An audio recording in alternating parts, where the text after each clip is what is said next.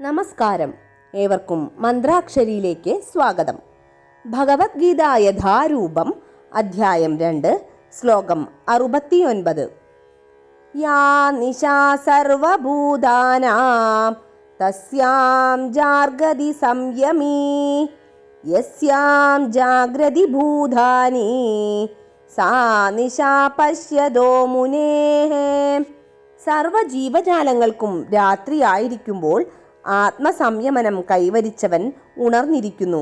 ഏവരും ഉണർന്നിരിക്കുമ്പോൾ അന്തർമുഖനായ മുനിക്ക് നിശാകാലമാണ്. ബുദ്ധിമാന്മാർ രണ്ടുവിധമുണ്ട്. വിഷയസുഖപൂർത്തിക്ക് വേണ്ടുന്ന ഭൗതിക പ്രവർത്തനങ്ങളിൽ ബുദ്ധിശക്തി ഉപയോഗിക്കുന്നവരും അന്തർമുഖരായി ആത്മസാക്ഷാത്കാരത്തിന് പരിശീലിക്കുന്നവരും. അന്തർമുഖനായ ഋഷിയുടെ ചിന്താശീലനായ മനുഷ്യന്റെ പ്രവർത്തനരംഗം ഭൗതിക കൃത്യങ്ങളിൽ വ്യാപൃതരായവർക്ക് രാത്രിയാണ്. എന്നാൽ ഭൗതികവാദികൾക്ക് ആത്മസാക്ഷാത്കാരത്തെക്കുറിച്ച് അറിഞ്ഞുകൂടാത്തതുകൊണ്ട് അങ്ങനെയുള്ള രാത്രിയിൽ നിദ്രയിൽ ആണ്ടുപോകുന്നു. അന്തർദൃഷ്ടിയായ ഋഷിയാകട്ടെ ഭൗതിക കർമ്മികളുടെ ഈ രാവിൽ ഉണർന്നു തന്നെ ഇരിക്കുന്നു. ആത്മീയ സംസ്കാരത്തിൻ്റെ ക്രമികമായ മുന്നേറ്റത്തിൽ അദ്ദേഹം അതീന്ദ്രിയാനന്ദം അനുഭവിക്കുന്നു.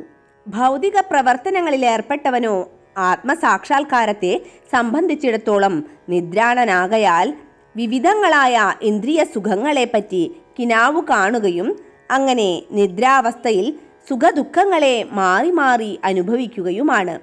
അന്ധചക്ഷുസായ മനുഷ്യൻ പ്രാപഞ്ചിക സുഖാസുഖങ്ങളെപ്പറ്റി എപ്പോഴും ഉദാസീനനാണ്.